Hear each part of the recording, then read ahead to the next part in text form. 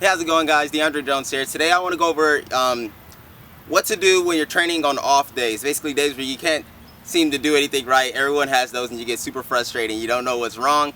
Basically things you can do that that'll ensure that you're still progressing in parkour or free running or your conditioning goals or what have you, but still taking a step back and not pushing yourself as hard. Some days you're not going to feel like you're not going to feel 100%.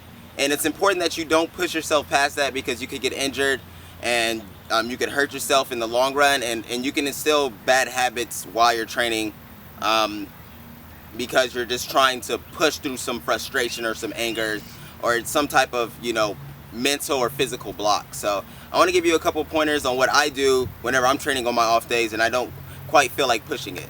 Don't forget, if you like this video, you want to see more like this in the future, hit that subscribe button. I'll be coming out with a bunch of tutorials, conditioning videos, vlogs, anything you need. So comment down below, let me know what you want to see, and let's get started. Okay, so off day training tip number one, I like to work on my conditioning. That can always be done, especially with parkour and free running. If you're not feeling up to training, you can always work on your conditioning, work on your body, get stronger, so that way next time you're able to, tackle those movements, tackle the things you want to do, and be able to train even longer, and it'll be a lot easier for you to do so. So I like to work on my upper body. I like to do chin-ups, muscle-ups, work on my climb-ups, my top-outs. I love to do that stuff a lot. It's always beneficial to always work on your top-outs so you're always getting faster. So in case you need to get over a wall or something like that, you can do it with ease.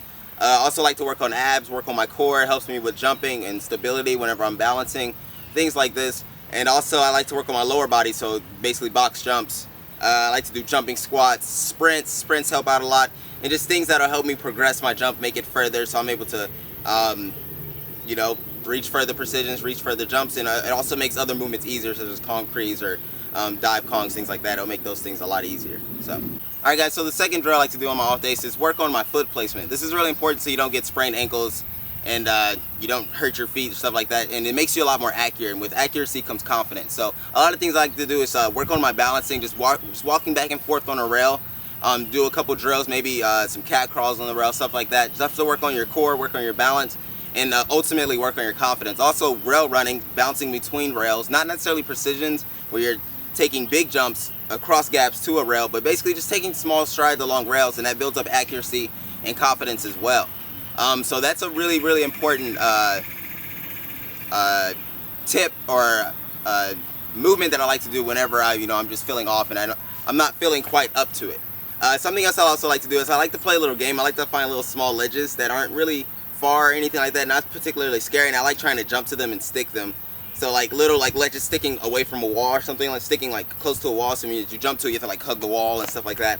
I like to do small things like that to help me build up accuracy, and it makes training a lot more fun even though I'm not feeling 100%. Other things I like to work on is progressional movements. Basically actually taking the philosophy of parkour, getting from point A to point B as fast as possible, and kind of just working those steps. I'll find like routes in a park, and I'll just not really big ones because you're not feeling 100%, not really long ones like cardio tasking lines. You just want to find simple movements where you could maybe escape or maybe reach a certain destination within a certain amount of time. And I like to work maybe like speed trials on myself, like time myself or something like that, or just work on getting from one point to another and then trying to get back as quickly as possible.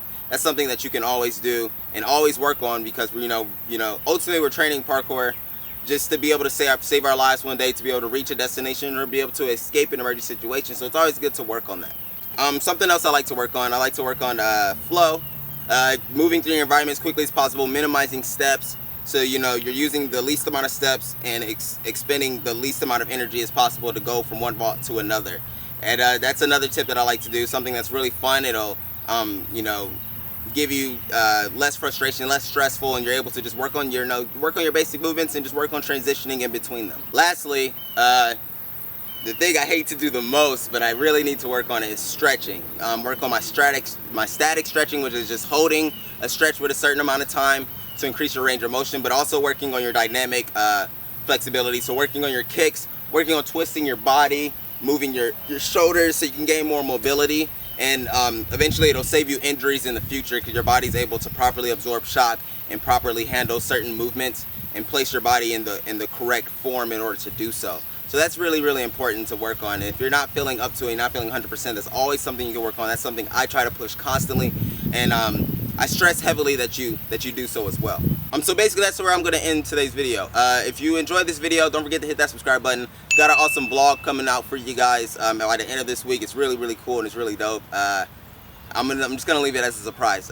Don't forget to comment down below. Let me know what you want to see in the next video. And if it's within my abilities, I'm definitely going to teach it, talk about it, explain it. And also check out BecomeAFreelancer.com. It's my website where I offer exclusive content to people that visit the website regularly, that are signed up to the email list, stuff like that. I give them content that I don't share on my YouTube channel.